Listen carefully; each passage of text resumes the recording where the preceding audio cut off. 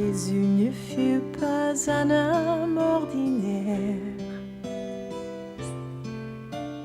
Beaucoup n'ont pas compris son ministère. Ils ont vu ses miracles sans être convaincus.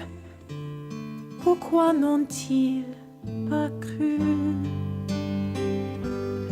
Quand il nourrit la foule de quelques petits pains, et quand selon sa volonté il changea l'eau en vin, quand il marcha sur les eaux, calma la mer en fureur,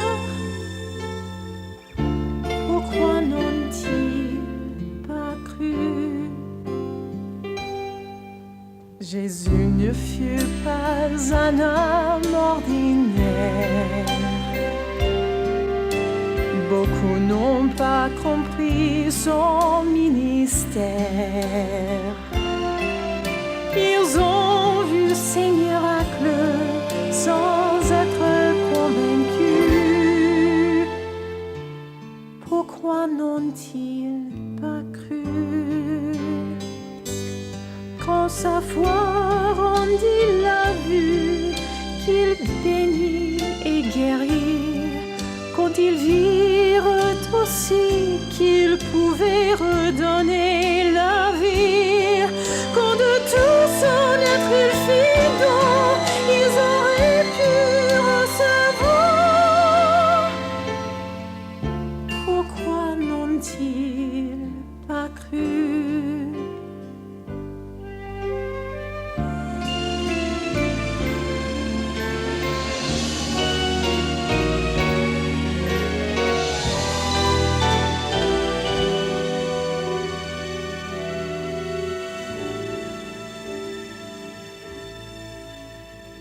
Jésus ne fut pas un homme ordinaire. Dans ses mains était le pouvoir du Père. Ils ont vu l'infirme marcher, le lépreux purifié. Ils auraient pu percevoir alors sa divinité. Compris, et ils ont crucifié le Fils de Dieu. La vérité, ils ne l'ont pas compris. Jésus ne fut pas un homme